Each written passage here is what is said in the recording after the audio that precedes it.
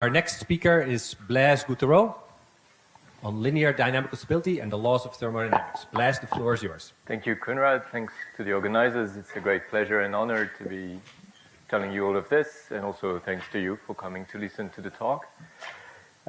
So what I'll tell you about is mostly based on this series of papers with my collaborators Eric Mefford, Daniel Ariane, and Filippo Sottovia. And of course, they carried a large share of the work, even though I'm the one presenting these results. I'll present them in reverse chronological order, starting with mostly what's being discussed in here, but really this is the outcome of some analysis we were doing of when instabilities could occur in superfluid phases of matter at large supercurrent, and that's how we came to think about it in a slightly more general way. I'll start with the key points of the talk and then explain a little bit how we arrive at them. Essentially what I want to explain to you, which maybe will not be so surprising when you read or hear it, but somehow I could never find a proof of this in the literature, is that in hydrodynamic theories, linear dynamical instabilities are caused by thermodynamic instabilities, provided the second law of thermodynamics, so positivity of entry production, is obeyed. And so conversely, thermodynamic stability together with the second law of thermodynamics implies linear stability of hydrodynamics. The proof we came up with, we applied it to fluids and superfluids, but also magnetohydrodynamics or hydrodynamic theories with only approximate symmetries, etc. There are a number of cases that I mentioned in the Outlook that we don't cover explicitly, but that was for lack of time. Doesn't mean that it doesn't work, just at some point you need to stop and call it a paper.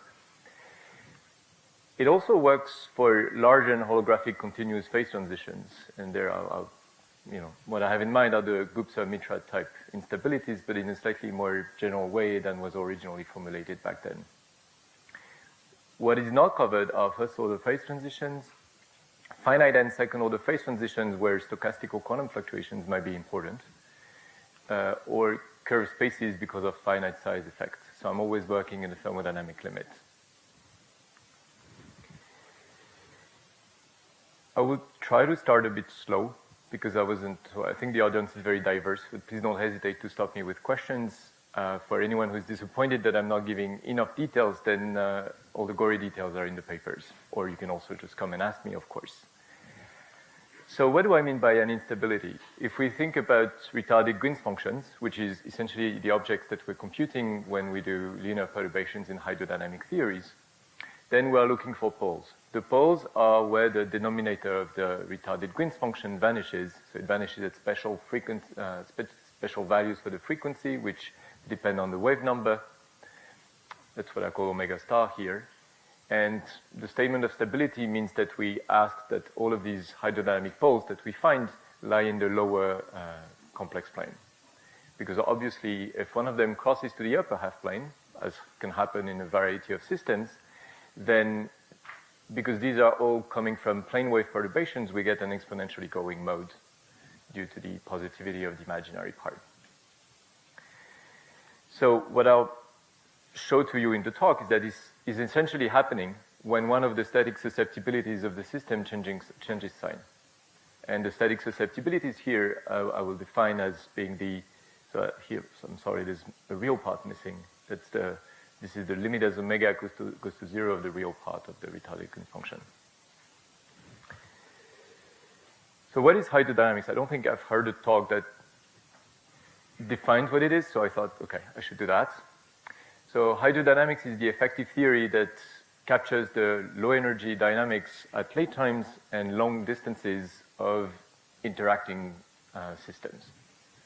This means since whatever your system is made of, whether it's particles, quasi-particles, or even as in holography stuff, strongly coupled stuff, if you consider times and distances that are long compared to the scales at which local equilibrium is established, then you can organize the dynamics by truncating the set of degrees of freedom into two sectors.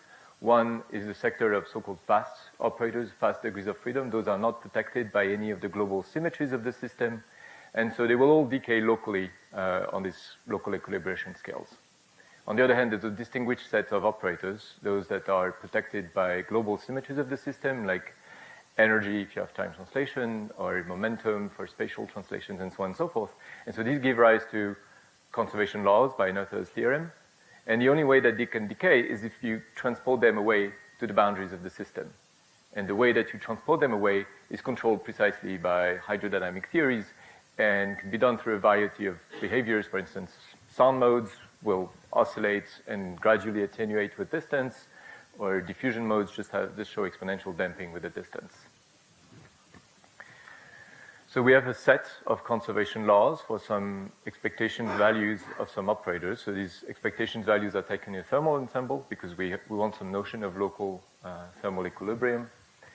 And then there are these spatial fluxes that tell us how we transport away any change in the density of these operators on long distances to the boundaries of the system.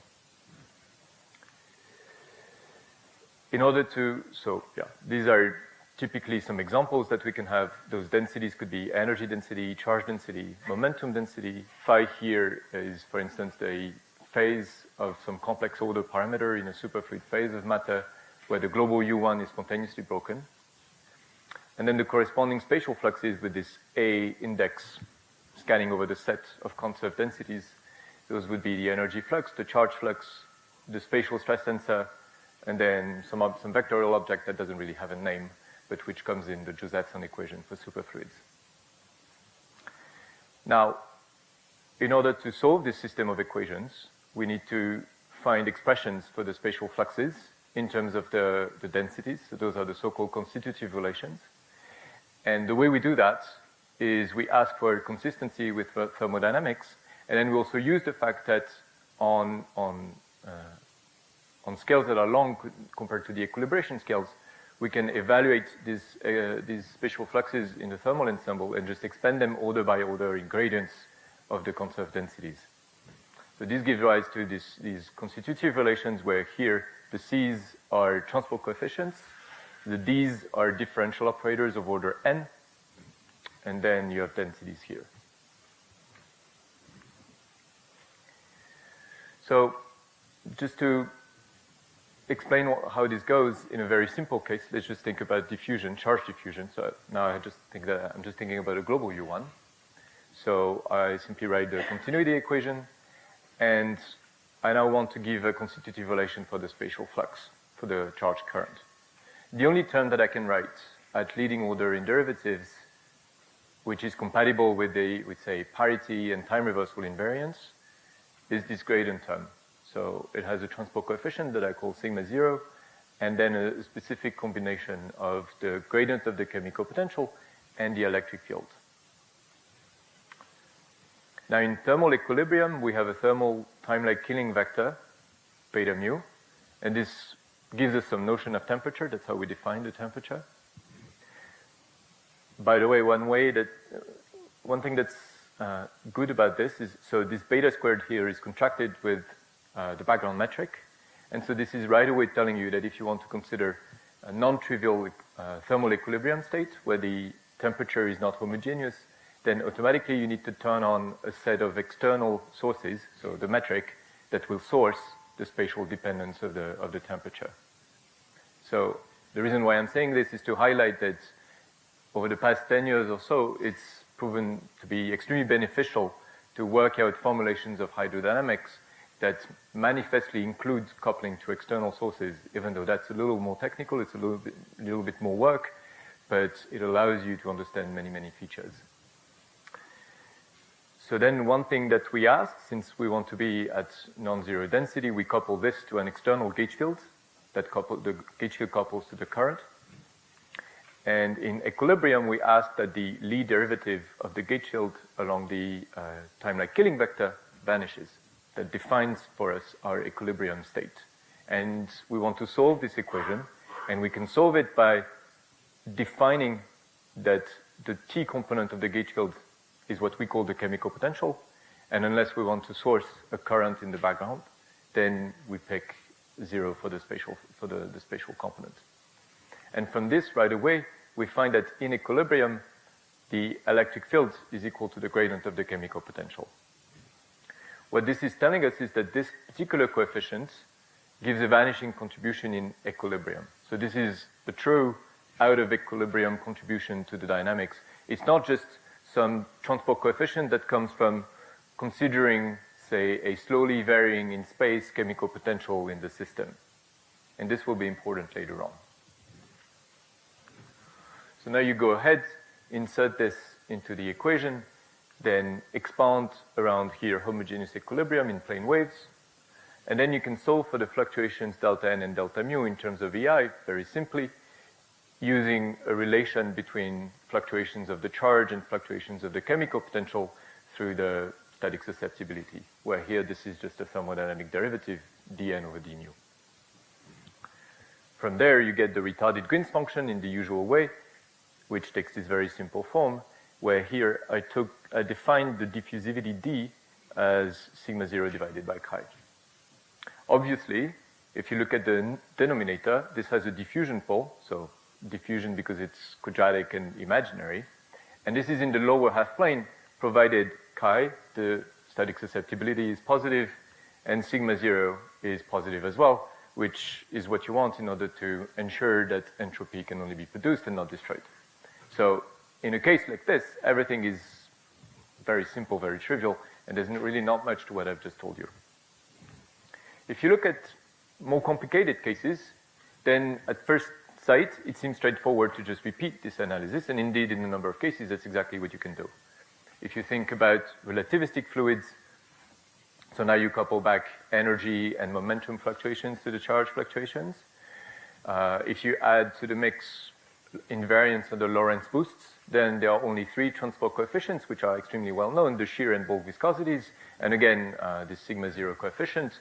You can compute the retarded Green's function in very explicit form, look at the denominator, you find that there are two sound modes and two diffusion modes. All of their expressions are sufficiently simple that you can go through the analysis again and make sure that once you impose positivity of entropy production, that tells you that all of these transport coefficients need to be positive and that the matrix of thermodynamic derivative is positive definite, then you find that all the poles are in the lower half plane. So that's all nice and well.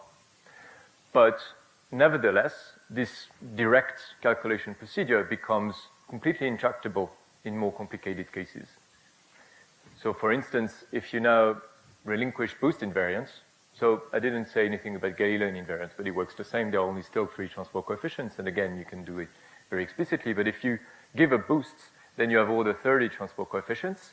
You have many modes you have the same number of modes, but their expressions become completely horrendous. So then it becomes extremely complicated to just check this by brute force. Another example is relativistic superfluids. So there you have a little fewer coefficients, only 14 of them, but you have more modes. So now just getting explicit expressions for the modes is not something that's very illuminating. And so we wanted to have a more general argument that would avoid looking at this on a case-by-case basis. Another subtlety is that some of the transport coefficients in these cases that you have to include in the theory, they appear in the modes, but somehow they don't affect their stability. And we wanted to understand why. What was their intrinsic, why were they behaving differently? Okay, so the technical tool that we used in order to arrive at a proof was the off-shell formalism for hydrodynamics that was developed over the past 10 years or so by Felix and Sayantani Bhattacharya and other collaborators. And also this technology of coupling to external sources, and Akash over there also has worked a lot on this in the past few years. I won't go through the details of the proof because there's not really enough time to do that. I'll just sketch the main idea. The point is that you want to write the divergence of the entropy current, but you write it off-shell, so you add Lagrange multipliers that multiply the equations of motion. And while this isn't really doing anything, it just allows you to write that particular constraint, the divergence of the entropy current, in a nice form. And so you do it this way, and another thing that we found extremely useful is to be a little bit careful with our choice of hydrodynamic frame. So that's something I haven't explained. In hydrodynamics, once you perturb away from equilibrium, what you call temperature, what you call chemical potential, is not very well defined because these are really equilibrium quantities. And so in particular, you can always, any choice of redefinition of your chemical potential or temperature that includes first order derivatives, if you only restrict to first order hydrodynamics, is equally valid. This is just a freedom that is there in the hydrodynamic theory, and you just have to make a choice. And your choice is just as good as mine. But for the purposes of trying to prove stability, it turns out that a very convenient choice is one where you don't allow the densities of conserved operators to receive derivative corrections, and that you only write derivative corrections in space.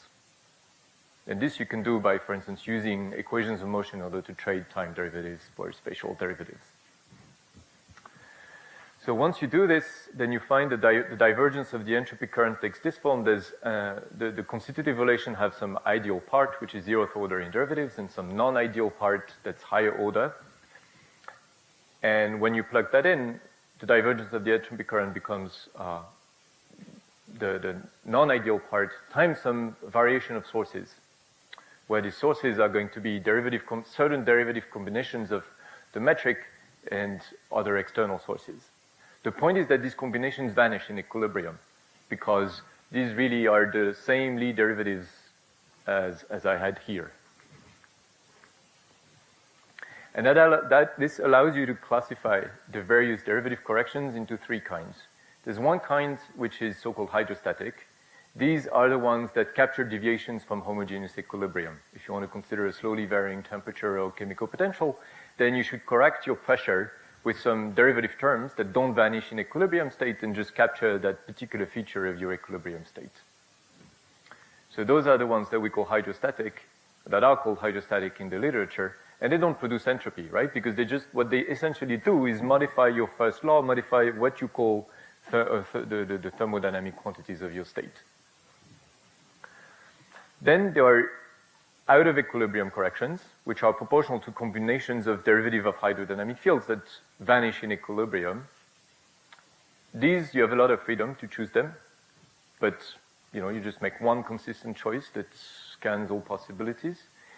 And when you look at this type of expression, you see that they will come in two kinds, depending on whether there's the symmetric in A and B or asymmetric.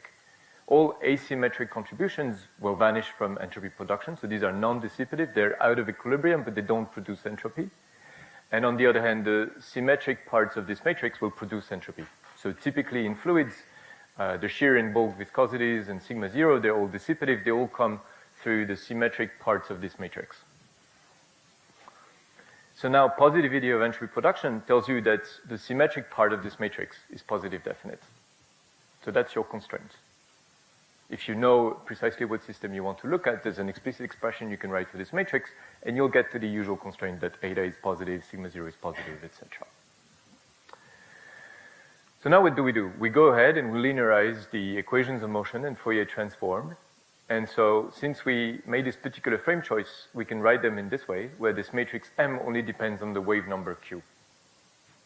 And it turns out that this matrix M has this particular form in this frame, and I won't try to justify this in the talk. We explain it in the paper, but that's just what happens with an imaginary part that's coming from the ideal pieces and a real part that comes from the dissipative, the out of equilibrium pieces. So next, the poles are given by solving for where the determinant of this particular matrix vanishes. And then by essentially looking at where the eigenvalues of this matrix are lying, which takes a little bit of work, but because you need to worry about the eigenvalues of this, the eigenvalues of that, but okay, you go through it, just some linear algebra. Then you can show that there are no poles in the upper half plane, provided both of these two matrices, so the hydrostatic dissipative transport coefficient matrix, the one that's constrained by positivity of entropy production, and the matrix of static susceptibilities are positive definite. On the other hand, if chi has a negative eigenvalue, then you get a pole in the upper half plane, and you get the linear dynamical instability caused by a local thermodynamic instability. So let's look at how this works out in some concrete examples, which is really how we came to think about all of this. So in this paper, we were considering a holographic superfluid. So, one of the Hartnell, Herzog, Horowitz type models. You construct the holographic phase, and then you turn on a finite superfluid velocity for the Goldstone mode. In a superfluid, there are 4 sound modes. And what you see, so this is, let's see, so these are where the poles are located in the complex plane. This is the real part, this is the imaginary part. So this is essentially extracting this coefficient, the velocity and the attenuation. And the different lines are for different temperatures, below the critical temperature. And you see that there's a particular value of the superfluid velocity, psi, where the velocity changes sign, but also the attenuation changes sign. So all of these modes are now going in the upper half plane. And this is happening precisely where these vertical dashed lines are drawn, which is where the static susceptibility matrix changes sign. And it changes sign through a particular diagonal static susceptibility, which is this one. And so this mechanism essentially explains previous results in the literature where, of course, this had already been noticed, but the underlying physical reason had not been identified. This is for holography, and then we're wondering, well, does this only apply to holography, or there's no reason why, right? Because the derivation I gave you is just hydrodynamics. So in principle, any superfluid should obey the same rules. So if you go back a few decades, there's a very famous argument due to Landau, who was thinking about helium-4. And helium-4 is a superfluid whose ground state is made up of superfluid phonons. So these are bosonic quasi-particles. This is a weakly interacting superfluid. And the way the argument goes is that he wanted to think about what would happen at finite superfluid velocity. So the quasi-particles have some dispersion relation epsilon of p. You Galilean boost back to the rest frame in the presence of a finite superfluid velocity. The way that the quasi-particle energy transforms under the Galilean boost is this way. And so then you see that if the superfluid velocity Vs is sufficiently large, then the quasi-particle energy can become negative. When it becomes negative, you get an instability because then you're going to start populating thermally excited states, and that destroys superfluidity. And this is encapsulated in this particular criterion as Landau formulated it in the 50s. And so we're wondering, what's the relation between this and what we just did? Well, it turns out that you can just simply, you use quantum statistics in order to compute the thermodynamics of this particular state. And then what you see is that when you compute the susceptibilities, they all diverge at this particular value of the velocity. And so, in fact, this criterion that we came up with also applies to these weakly coupled superfluids. That's the phase diagram of the holographic superfluids we were considering.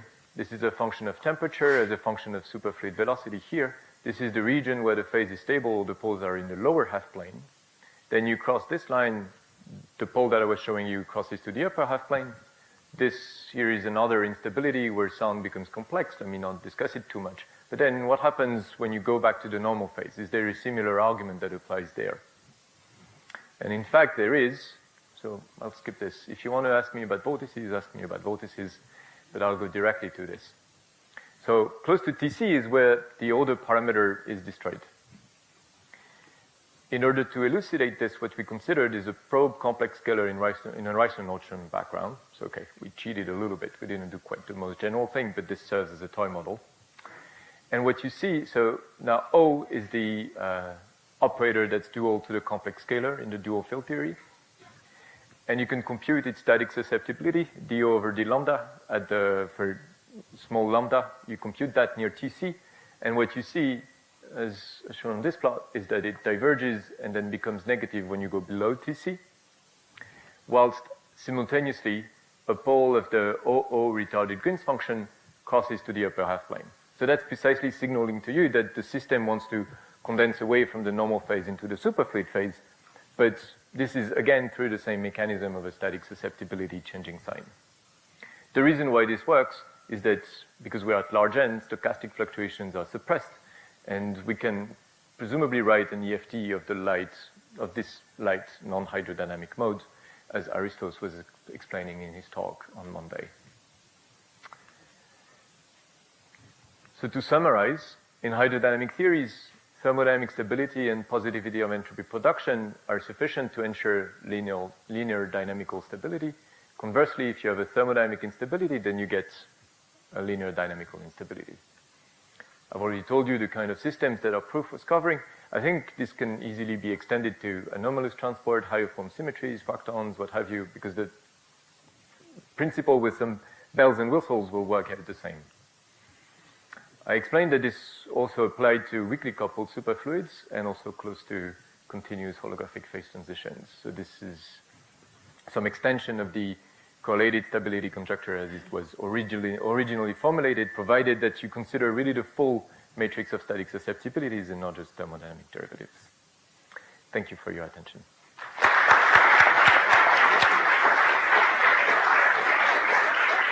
Thank you, Blaise. Any questions? David.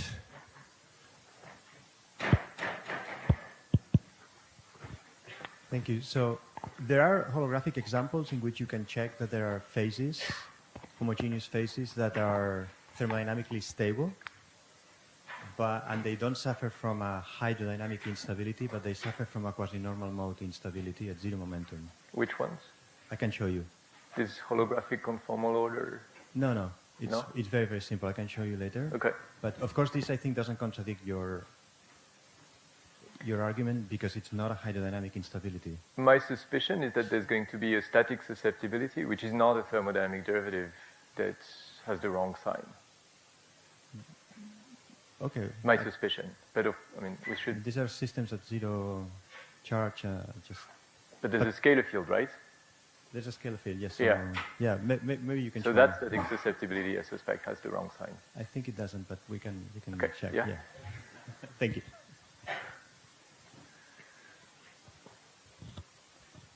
So there are these arguments relating covariance stability and causality in relativistic hydrodynamics. Right. Is there any interplay with causality and what you're representing here? So I specifically did not want to rely on relativistic symmetry because, of course, if you have relativistic boost, then yes, there are all these papers that you mentioned, going back to Lindblad and Gerock, etc., where you have more powerful proofs. But usually these involve making a statement of what happens in the UV of the hydrodynamic theory taken as, UV complete theory. Whereas what I wanted was something that I couldn't understand why boosts should be relevant for anything in terms of just long distance, so low K stability. So there's no direct interplay because we never use boost symmetry in any meaningful way. Okay, Prem, a last question. What's the endpoint of these instabilities? Yeah, so of course this I have nothing to say about just from this particular analysis. For the superfluids, so once you diagnose that there's an instability, you have to construct the nonlinear endpoint of that instability. It turns out that what happens is that you start nucleating vortices. You nucleate pairs of vortex, anti-vortex, and so either you have an infinite system or you have periodic boundary conditions. If you have periodic boundary conditions, then the vortices and anti-vortices will go around the sample, meet again, annihilate. And when they do that, they relax the phase gradient, they relax the superfluid velocity back to a stable region. I've not seen an example yet in holography where this is not what's happening, but maybe there are other possibilities. Okay, let's thank Blaise again for this wonderful talk.